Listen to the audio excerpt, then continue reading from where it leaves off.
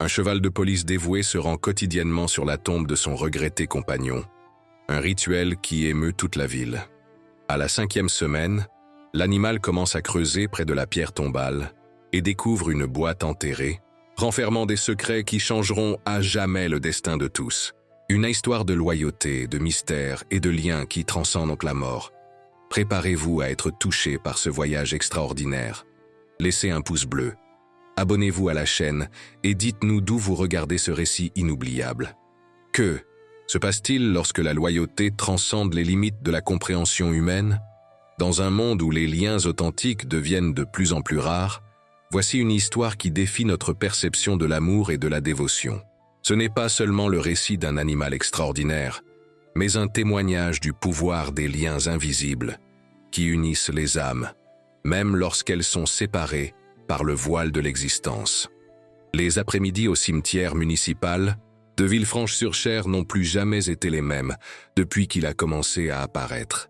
Ponctuellement à 16 heures, lorsque le soleil entame sa descente à l'horizon, peignant le ciel de tons orange et rose, les portails de fer grincent doucement pour laisser passer un visiteur inhabituel.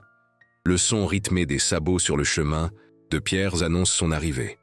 Vaillant, un magnifique cheval alezan à la robe brillante, lève la tête avec dignité tandis qu'il traverse les allées silencieuses entre les tombes et les cyprès.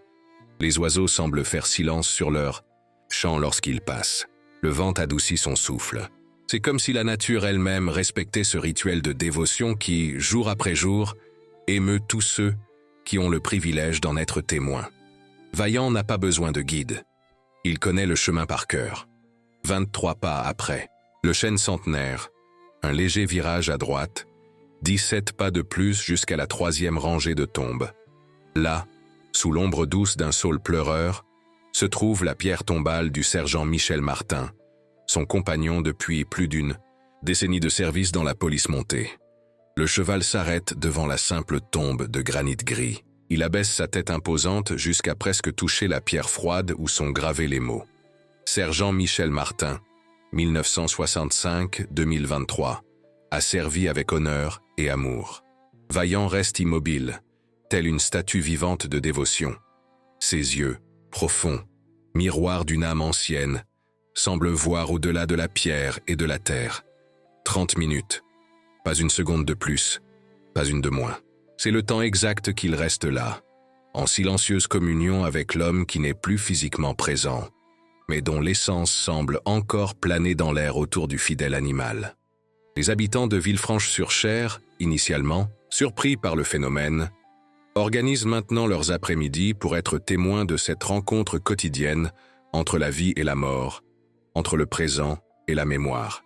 Certains jurent que, durant ces 30 minutes sacrées, ils peuvent sentir une énergie différente planer dans l'air, comme si deux âmes conversaient dans une langue qui transcende notre entendement. Madame Carmen, une veuve de 78 ans qui visite quotidiennement la tombe de son mari à proximité, fut la première à remarquer la routine du cheval. Les larmes aux yeux, elle partage sa perception. Les premiers jours, j'ai cru devenir folle. Un cheval seul, sans cavalier, venant ici avec une telle précision, mais après, j'ai compris. Le véritable amour ne connaît pas de limites. Il ne se plie pas aux conventions. Cet animal comprend quelque chose sur la loyauté que beaucoup d'humains ne comprendront jamais. Après les 30 minutes de veille, Vaillant relève la tête, hennit doucement, un son qui ressemble à un adieu murmuré, et retourne par le même chemin. De retour à l'écurie de la police montée, à 3 kilomètres du cimetière, il reprend sa posture de discipline, comme s'il accomplissait 2 missions distinctes mais également importantes. Servir la corporation et honorer la mémoire de son cavalier. Ce que peu de gens savent, c'est que Vaillant n'était pas ainsi auparavant. Après le décès soudain du sergent Michel, victime de complications cardiaques, l'animal a plongé dans un état que beaucoup décriraient comme une profonde dépression. Il refusait de se nourrir, ne répondait pas aux ordres, restait immobile pendant des heures dans un coin de l'écurie. Les vétérinaires ont même envisagé l'euthanasie par compassion. C'est alors que la lieutenant Caroline Dubois, récemment promue commandante de la police montée, prit une décision controversée. Caroline avait été mentorée par le sergent Michel connaissait le lien spécial entre lui et Vaillant. Contre toutes les recommandations, elle permit à Vaillant de rester libre dans la cour centrale pendant quelques heures par jour, observant attentivement son comportement. Derrière ses yeux, il y a une intelligence que nous ne devons pas sous-estimer, argumenta-t-elle lors d'une réunion tendue avec ses supérieurs. Michel disait toujours que Vaillant n'était pas juste un cheval, mais un partenaire, un confident. Nous devons lui donner l'opportunité de trouver son chemin à travers le deuil, comme nous le ferions avec n'importe quel être humain. Ce fut durant l'une de ces après-midi de liberté surveillée que se produisit le premier miracle. Sans aucun ordre ni indication, Vaillant se dirigea vers le portail principal, s'arrêta et attendit patiemment. Au début, les officiers pensèrent que l'animal voulait simplement se dégourdir les jambes. Caroline, cependant, vit quelque chose dans les yeux du cheval, une détermination, un but. « Ouvrez le portail », ordonna-t-elle, à la stupéfaction de ses subordonnés. « Voyons où il veut aller. » Et c'est ainsi que cela commença. Vaillant se dirigea directement vers le cimetière, comme si une boussole invisible le guidait. Il trouva avec une précision impressionnante le lieu de repos de Michel. Et là, pour la première fois depuis la tragédie, l'animal sembla trouver une certaine paix. Au fil des jours qui se transformaient en semaines, le rituel de Vaillant devint une légende dans la petite ville. Des gens des communautés voisines commencèrent à visiter Villefranche-sur-Cher juste pour être témoins du phénomène. Des journalistes locaux écrivirent des articles émouvants. Internet fit le reste, diffusant l'histoire aux quatre coins du monde. C'est un phénomène extraordinaire du point de vue comportemental, explique le docteur Louise Bernard, vétérinaire spécialisé en comportement équin, qui a voyagé sur plus de 200 km pour étudier le cas. Les chevaux sont des animaux extrêmement sensibles et intelligents, capables de former des liens profonds. Mais le niveau de mémoire spatiale, la précision temporelle et surtout la persistance démontrée par Vaillant sont absolument exceptionnelles. Nous sommes face à quelque chose qui défie les limites de ce que nous connaissons sur la cognition animale. Durant la première semaine de ce rituel, quelque chose de touchant commença à se produire spontanément. Des habitants laissaient des carottes et des pommes près de la pierre tombale, de petites offrandes qui symbolisaient le respect non seulement pour la mémoire du sergent, mais aussi pour la dévotion de son fidèle compagnon. Le cimetière, auparavant un lieu évité par la majorité des habitants en dehors des jours de Toussaint, se transforma graduellement en un espace de réflexion et de communion. Les enfants qui craignaient auparavant l'endroit demandaient maintenant à leurs parents d'assister à la visite du cheval magique, comme ils avaient commencé à l'appeler. Les personnes âgées trouvaient dans les après-midi de veille une opportunité de partager des histoires sur Michel et d'autres héros anonymes de la communauté. Le cimetière, paradoxalement, devenait plus vivant chaque jour. La deuxième semaine apporta un défi inattendu. Une violente tempête s'abattit sur la région, déracinant des arbres centenaires et inondant des rues entières. Les autorités recommandèrent aux habitants de rester chez eux. L'accès au cimetière fut temporairement bloqué par un grand arbre tombé sur le portail principal. Ce jour-là, j'avoue avoir douté, se souvient Caroline. J'ai pensé que le cycle serait enfin brisé, que Vaillant comprendrait que certaines forces sont plus grandes que notre volonté. Comment un animal, même aussi extraordinaire que Vaillant, pourrait-il trouver un chemin alternatif à travers la dévastation? Comment pourrait-il maintenir sa ponctualité face à des obstacles aussi formidables? L'horloge marquait 15h50 lorsque la tempête offrit une trêve momentanée. Les officiers de garde remarquèrent l'agitation inhabituelle de Vaillant dans son écurie. Lorsqu'ils ouvrirent la porte pour vérifier son état, l'animal sortit en trombe, mais pas dans la direction habituelle. Au lieu de suivre l'avenue principale, désormais inondée, Vaillant dévia par un sentier rarement utilisé qui longeait le ruisseau de la ville. Le courant, dangereusement élevé, ne l'intimida pas. Avec une combinaison de force et de précision, l'animal traversa en un point stratégiquement plus étroit, remonta la pente de l'autre côté et poursuivit à travers des champs jamais explorés auparavant. C'était comme assister à un système de navigation vivante en action, décrit le jeune policier Mathieu Petit, qui tenta de suivre Vaillant ce jour-là, mais fut incapable de suivre son rythme. Il semblait calculer chaque pas, anticiper les obstacles, trouver des passages invisibles pour des yeux moins attentifs. Lorsque Mathieu parvint enfin au cimetière, empruntant une route beaucoup plus longue et sûre, il trouva Vaillant déjà, en position exactement à 16 heures, accomplissant sa veille quotidienne, comme si aucun obstacle ne s'était dressé sur son chemin. Cette démonstration extraordinaire de détermination et d'ingéniosité mit fin à toute résistance qui pouvait encore exister. Sébastien Moreau, l'administrateur du cimetière, initialement, opposé à la présence d'un animal dans le sacré champ de la demeure éternelle, comme il aimait à dire, se rendit à l'évidence de quelque chose de plus grand à l'œuvre. En 30 ans à m'occuper de cet endroit, j'ai vu de nombreuses démonstrations d'amour, des veuves qui viennent quotidiennement pendant des décennies, des enfants qui perpétuent des traditions, des petits-enfants qui honorent la mémoire de grands-parents qu'ils ont à peine connus. Mais ce que fait cet animal, cela transcende l'entendement. Je ne suis pas un homme porté sur les superstitions, mais il y a quelque chose de sacré dans ce rituel. Depuis lors, les portails du cimetière sont laissés stratégiquement déverrouillés précisément à l'heure de la visite de Vaillant. La 3e semaine marqua l'arrivée du docteur Hélène Thomas, jeune vétérinaire fraîchement diplômée, avec une spécialisation en neurosciences animales. En entendant parler du cas de Vaillant via les réseaux sociaux, Hélène reconnut immédiatement l'opportunité d'étudier un phénomène unique qui pourrait contribuer significativement à la compréhension de l'intelligence émotionnelle des Kidés. Avec l'autorisation de la police montée et de l'administrateur du cimetière, Hélène installa de discrètes caméras pour documenter le comportement de Vaillant durant ses visites. De plus, elle commença à surveiller ses signes vitaux et ses cycles de sommeil à l'écurie. Ce qui m'impressionne le plus, explique Hélène, lors d'une interview pour un documentaire local, ce n'est pas seulement la routine en elle-même, mais les subtiles variations comportementales que nous observons. Les jours nuageux, par exemple, Vaillant a tendance à se positionner légèrement plus près de la pierre tombale. Les jours de forte chaleur, il cherche stratégiquement l'ombre, mais en maintenant toujours un contact visuel avec la pierre. C'est comme s'il adaptait consciemment son comportement pour optimiser la qualité de sa visite. Les données collectées par Hélène commencèrent à révéler des schémas fascinants.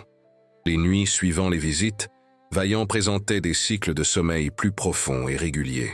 Sa fréquence cardiaque, normalement élevée durant les activités de routine, démontrait une stabilité remarquable durant les 30 minutes de veille, presque comme un état méditatif. Nous ne faisons qu'effleurer la surface de quelque chose de profondément complexe, réfléchit la vétérinaire. Traditionnellement, nous attribuons des comportements comme celui-ci à des instincts ou à du conditionnement. Mais ce que nous voyons ici suggère des processus cognitifs et émotionnels beaucoup plus sophistiqués. Pendant que la science cherchait des explications, la communauté se préparait pour la traditionnelle fête annuelle de Villefranche-sur-Cher, qui coïnciderait avec le premier anniversaire du décès du sergent Michel. Lors d'une réunion extraordinaire, le conseil municipal décida à l'unanimité que le thème de la fête cette année-là serait « Liens éternels », un hommage non seulement au policier aimé, mais aussi à l'extraordinaire démonstration de loyauté de son compagnon équin. Madame Élisa Leclerc, la mère, une dame de 72 ans, connue pour sa sensibilité et sa sagesse, proposa la création d'une statue représentant le sergent Michel et Vaillant lors d'un de leurs moments de patrouille en ville. La proposition fut approuvée sous des applaudissements enthousiastes et un sculpteur local renommé fut commissionné pour l'œuvre. Ce n'est pas seulement l'histoire d'un homme et de son cheval, déclara Madame Élisa durant l'annonce officielle. C'est un rappel que l'amour, dans ses infinies manifestations, est la force la plus puissante que nous connaissons. C'est ce qui nous connecte, ce qui donne un sens à nos existences, ce qui demeure quand tout le reste s'en va. La nouvelle de l'hommage attira l'attention de la presse régionale. Des journalistes commencèrent à arriver dans la petite Villefranche-sur-Cher, impatients de capturer des images du phénomène qui était déjà surnommé le miracle de Bissonditze. Vaillant, dans les gros titres sensationnalistes. Caroline, préoccupée par le bien-être de l'animal et la sacralité du rituel, établit des règles strictes pour la couverture journalistique. Vous pouvez photographier et filmer, mais à une distance respectable. Pas de flash, pas de drone, rien qui puisse perturber ces moments sacrés. Quiconque enfreindra ces règles sera invité à se retirer immédiatement. La 4e semaine apporta une initiative touchante. Les enfants de l'école municipale, inspirés par l'histoire qui était désormais racontée dans toutes les salles de classe comme exemple d'amitié et de loyauté, demandèrent la permission de créer un jardin autour de la pierre tombale du sergent Michel. « Nous voulons rendre l'endroit plus beau pour Vaillant et pour le sergent », expliqua la petite Marie Dupont, âgée de seulement 8 ans, durant sa présentation au conseil d'école. La maîtresse a dit que même ceux qui sont partis peuvent apprécier les fleurs colorées, et que Vaillant aimera aussi. Sous la direction de la professeure de sciences, les élèves recherchèrent les fleurs préférées du sergent, interviewant amis et familles. Ils découvrirent qu'il avait une affection particulière pour les tournesols, parce qu'il cherche toujours la lumière, même les jours les plus nuageux, disait-il souvent. Avec des dons de la communauté et beaucoup de travail manuel, les enfants transformèrent les abords de la pierre tombale en un jardin vibrant qui contrastait magnifiquement avec la sobriété du cimetière. Le premier jour après l'achèvement du jardin, quelque chose d'extraordinaire se produisit. En arrivant pour sa visite, Vaillant sembla momentanément confus par la transformation. Il s'approcha prudemment, fit le tour du jardin fraîchement, planté et à la surprise de toutes les personnes présentes, cueillit délicatement un tournesol avec ses dents. La fleur entre les lèvres, il se positionna à sa place habituelle et acheva sa veille. Avant de partir, il déposa le tournesol exactement sur le nom gravé sur la pierre tombale. À ce moment-là, même le plus sceptique des présents ressentit des frissons dans le dos. Se souvient Madame Carmen, c'était comme si deux âmes conversaient à travers une fleur. Il n'y a pas d'explication rationnelle à cela. Il y a des mystères en ce monde qui ne sont pas faits pour être expliqués, seulement ressentis. L'arrivée d'un étranger en ville causa une vague d'appréhension parmi ceux qui étaient les plus proches de l'histoire. Richard Lefebvre, un ancien policier qui avait quitté la corporation après d'intenses désaccords avec le sergent Michel, retourna à Villefranche-sur-Cher après des années d'absence. Sa présence alluma immédiatement une alerte rouge pour Caroline. Richard et Michel avaient des visions fondamentalement opposées sur le travail de police, explique-t-elle discrètement. Michel croyait en la construction de ponts avec la communauté, en un maintien de l'ordre préventif et compatissant. Richard défendait des méthodes plus traditionnelles. Leur discussion était légendaire au sein de la corporation, et lorsque Michel fut promu à sa place, Richard demanda sa mutation le jour suivant. Les rumeurs sur le motif du retour de Richard se répandirent rapidement dans la petite ville. Certains disaient qu'il venait réclamer une partie de l'héritage du sergent, invoquant une vieille dette. D'autres spéculaient qu'il prétendait acquérir Vaillant pour un riche collectionneur de chevaux primés. La tension monta lorsque Richard fut aperçu observant de loin l'une des visites de l'animal au cimetière. Caroline, décidée à protéger l'héritage de son mentor et le bien-être de Vaillant, confronta Richard directement. À sa surprise, elle trouva un homme très différent de celui qu'elle gardait en mémoire. « Je ne suis pas venu troubler la paix de qui que ce soit, Caroline, » dit-il avec une sérénité qu'elle ne lui connaissait pas. « Je suis venu faire la paix, même s'il est trop tard. » Richard expliqua qu'après avoir quitté Villefranche-sur-Cher, il avait traversé une période turbulente qui culmina par un grave accident de voiture. Durant sa longue convalescence, il eut le temps de réfléchir à ses choix et à ses ressentiments. Garder de la colère, c'est comme boire du poison en espérant que l'autre personne meure, partagea-t-il. Il m'a fallu beaucoup de temps pour comprendre cela. En apprenant le décès de Michel par l'intermédiaire d'un ancien collègue, Richard ressentit le besoin de régler ce qui était resté en suspens. Il apporta avec lui une boîte contenant des médailles d'honneur que le sergent avait reçues au cours de sa carrière. Des objets qui étaient restés sous la garde de Richard après une cérémonie conjointe des années auparavant. Elles appartiennent à sa famille. Elles appartiennent à l'histoire de cette ville, déclara-t-il en tendant la boîte à Caroline. Et je veux voir de mes propres yeux ce cheval extraordinaire. Je provoquais toujours Michel en disant qu'il traitait cet animal plus comme un fils que comme un outil de travail. Il semble qu'au final, il avait raison. La tension commença à se dissiper. Mais le véritable test viendrait lorsque Vaillant et Richard se rencontreraient enfin face à face. Les animaux, surtout ceux aussi sensibles que Vaillant, perçoivent souvent des nuances invisibles aux yeux humains. Parallèlement à ces événements, Caroline avait initié un programme thérapeutique avec Vaillant, intégrant des techniques modernes d'équithérapie. L'initiative surgit de sa préoccupation croissante pour l'avenir de l'animal. Bien que ses visites quotidiennes semblassent lui apporter un certain réconfort, Vaillant refusait toujours fermement d'accepter un nouveau cavalier, une exigence essentielle pour rester en service actif au sein de la police montée. « Nous devons l'aider à trouver un équilibre », expliqua Caroline à l'équipe vétérinaire. Une manière d'honorer la mémoire de Michel sans que cela l'empêche de former de nouveaux liens. Les résultats initiaux étaient prometteurs.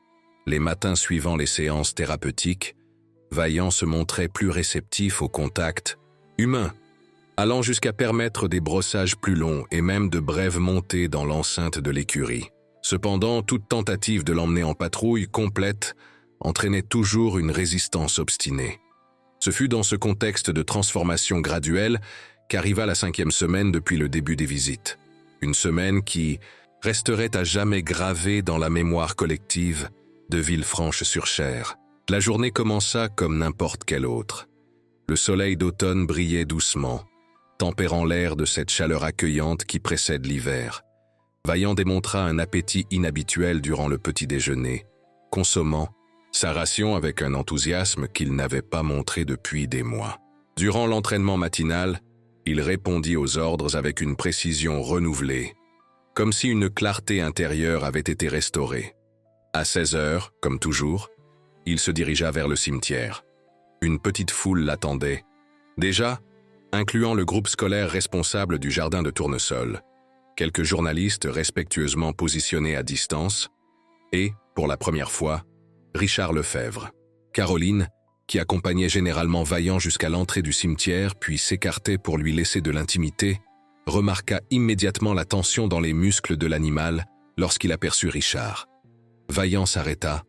Un instant, les oreilles pointées vers l'avant en alerte maximale. « Tout va bien, mon grand », murmura Caroline, caressant doucement son encolure. « Il ne va pas déranger ton moment. » À la surprise de tous, Richard fit un pas en avant, retira respectueusement son chapeau et fit une profonde révérence à l'animal. Ce fut un geste simple, mais chargé de signification.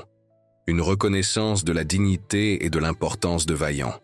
Ce qui se passa ensuite laissa toutes les personnes présentes bouche bée. Vaillant, après un moment d'hésitation, s'approcha de Richard et lui toucha doucement l'épaule avec son museau. Un geste que les spécialistes du comportement équin décrivent comme une rare démonstration d'acceptation et de reconnaissance. Le moment de réconciliation silencieuse entre l'animal et l'ancien rival de son cavalier fut si puissant que beaucoup de personnes présentes ne purent contenir leurs larmes. C'était comme si, d'une manière mystérieuse, Michel était présent, bénissant cette rencontre improbable. Après cette brève interaction, Vaillant poursuivit son chemin jusqu'à la pierre tombale pour accomplir son rituel. Mais, ce jour-là, quelque chose de différent allait se produire. En s'approchant de la tombe, au lieu de prendre sa position habituelle, Vaillant commença à gratter le sol avec son sabot droit. Ce comportement inédit capta immédiatement l'attention de tous. Au début, on pensa que l'animal réagissait simplement à un insecte dans le sol ou manifestait une forme d'anxiété. Cependant, Vaillant continua avec une détermination évidente. Ses mouvements n'étaient pas aléatoires, mais précis et ciblés, toujours au même point, approximativement 1 mètre à droite de la pierre tombale, près de la base d'un petit arbuste récemment planté par les enfants. « Il n'a jamais fait ça avant », murmura Caroline, incertaine sur la manière de procéder. « Devrions-nous intervenir ?» Le docteur Hélène, qui documentait tout avec ses caméras, fit signe à tout le monde de garder ses distances. « Laissez-le suivre son instinct », conseilla-t-elle. « Il se passe quelque chose ici qui doit se dérouler naturellement. » Après plusieurs minutes de grattage persistant, le son métallique du sabot contre un objet révéla que Vaillant avait trouvé quelque chose. L'excitation était palpable parmi les présents. Caroline s'approcha prudemment et, avec la permission silencieuse de Vaillant qui s'écarta légèrement, s'agenouilla pour examiner. Là, partiellement exposée par l'excavation de l'animal, se trouvait une petite boîte métallique, du type utilisé pour garder des documents importants. protégé par une enveloppe plastique résistante à l'eau. Les mains tremblantes, Caroline retira soigneusement l'objet du sol. « C'est l'écriture de Michel », murmura-t-elle, reconnaissant immédiatement l'écriture soignée sur le papier protégé par plastique qui était fixé au couvercle de la boîte. Il y était simplement écrit « Pour quand Vaillant montrera le chemin ». La foule, respectant la solennité du moment, forma un demi-cercle à distance, tandis que Caroline, avec l'autorisation de l'administrateur du cimetière et en présence d'un officier supérieur qui avait été appelé d'urgence, ouvrit soigneusement la boîte. À l'intérieur, parfaitement préservée grâce à l'enveloppe protectrice, se trouvaient plusieurs lettres scellées, chacune avec un nom écrit à la main. Il y en avait une pour l'épouse de Michel, décédée 2 ans avant lui, une pour sa fille unique qui vivait à l'étranger, une pour Caroline, une pour la corporation de la police montée, et, plus surprenante encore, une spécifiquement adressée à celui qui prendra soin de Vaillant. Avec permission officielle et en présence de témoins, la lettre adressée à Caroline et celle destinée aux soigneurs de Vaillant furent ouvertes sur place. Les autres seraient remises aux destinataires respectifs conformément à la loi. La lettre pour Caroline contenait des mots de remerciement et d'orientation professionnelle. Michel, apparemment, avait prémédité son possible départ précoce en raison de ses antécédents cardiaques familiaux. Mais ce fut la lettre, destinée aux soigneurs de Vaillant, qui causa la plus profonde émotion. En elle, Michel ne détaillait pas seulement méticuleusement les habitudes, préférences et besoins spéciaux de l'animal, mais exprimait aussi un souhait spécifique. « Permettez à Vaillant de visiter régulièrement mon lieu de repos. » Cela peut sembler une excentricité, mais ce rituel sera aussi important pour lui que l'a été notre connexion en vie. Les chevaux ressentent le deuil tout comme nous. Ils le manifestent simplement de manière que notre perception humaine limitée comprend rarement. Vaillant saura trouver le chemin, il a toujours été extraordinairement intuitif. Ces mots, écrits des mois avant sa mort, révélaient non seulement une connaissance profonde de l'animal, mais aussi une prédiction quasi prophétique du comportement qui avait tant impressionné tout le monde. Michel savait. D'une certaine manière, il avait anticipé exactement ce qui se produirait. La lettre continuait avec une révélation encore plus impressionnante. « Quand Vaillant commencera à creuser près de ma pierre tombale, vous saurez que le moment est venu. J'ai enterré cette boîte durant ma dernière visite au cimetière, pour les arrangements finaux de mes propres funérailles. J'ai senti que Vaillant devait être avec moi ce jour-là, comme il l'a été dans tant de moments importants.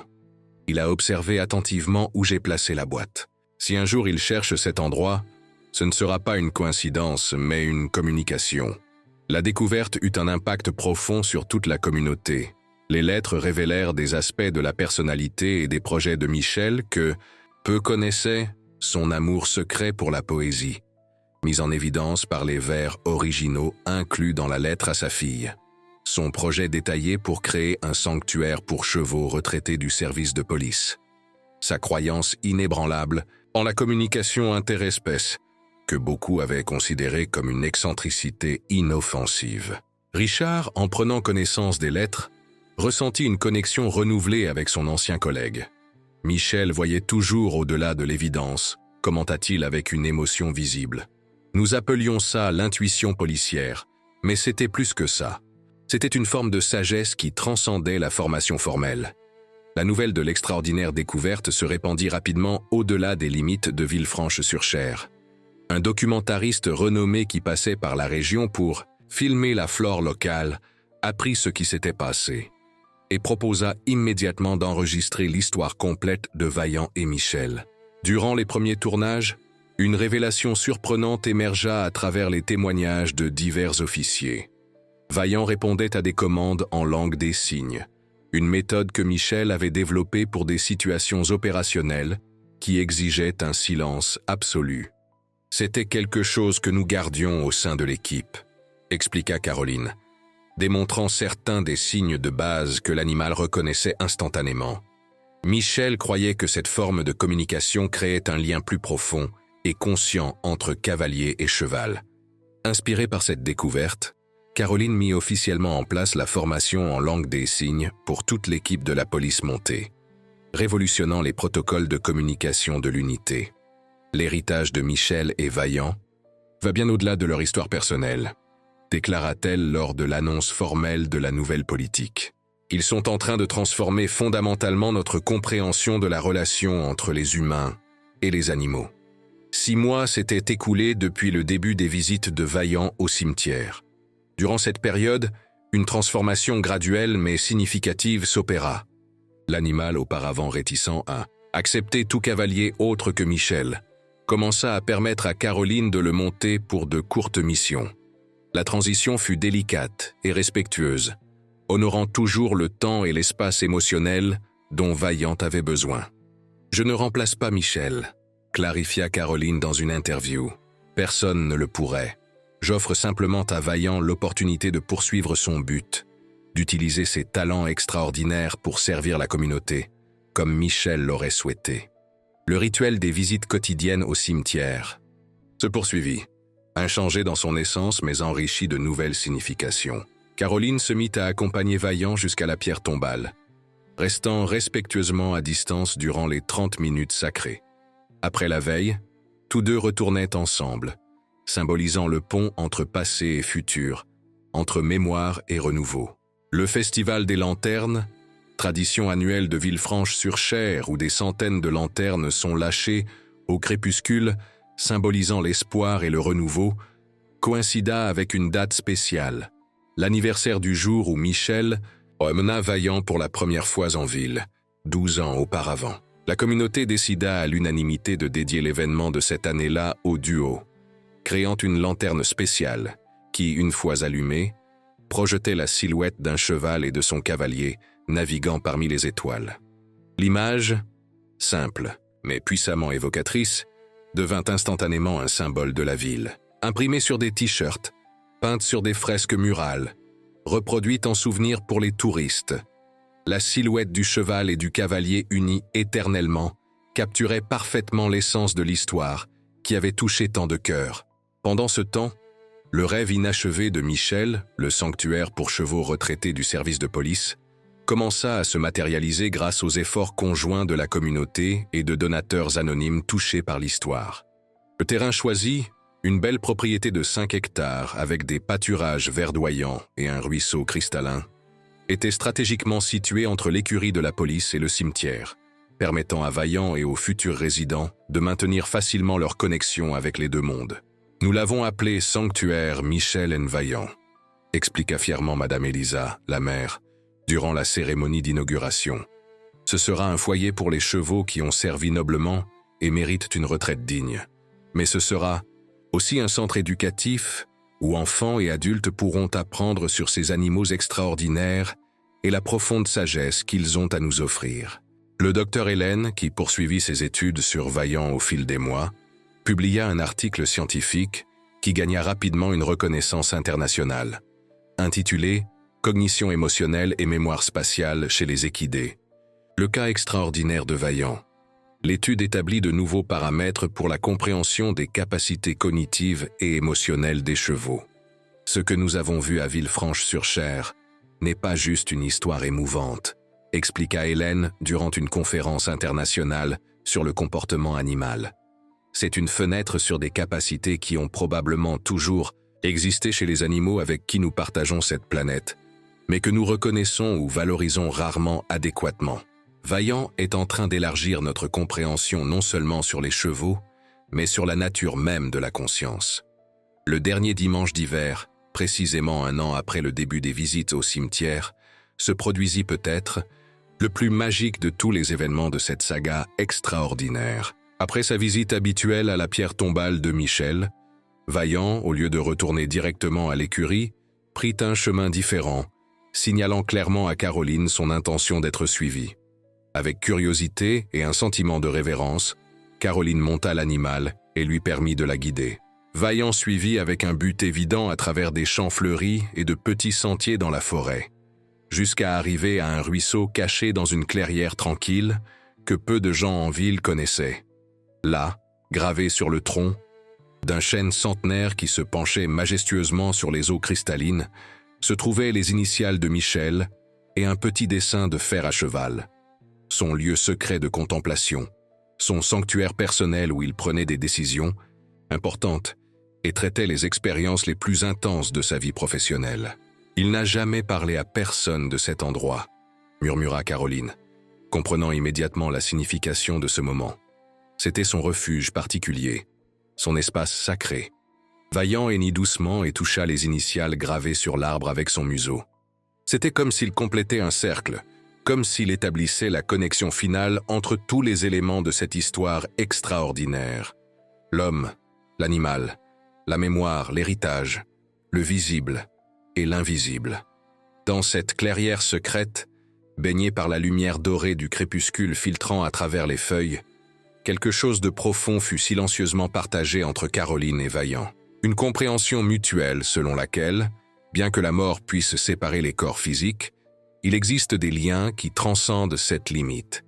Des liens faits d'amour, de respect et d'une communication qui va bien au-delà des mots. Etuik. Ainsi, l'histoire de Vaillant et Michel continue de s'écrire, non seulement dans des livres ou des documentaires, mais dans le cœur battant d'une communauté transformée, dans les pratiques révolutionnaires d'une unité de police, dans les recherches scientifiques qui élargissent notre compréhension de la conscience animale et, plus important encore, dans le voyage quotidien d'un extraordinaire cheval alezan qui, par sa dévotion inébranlable, a enseigné à tous une leçon universelle. Le véritable amour trouve toujours un chemin, même lorsqu'il doit traverser le voile qui sépare les mondes.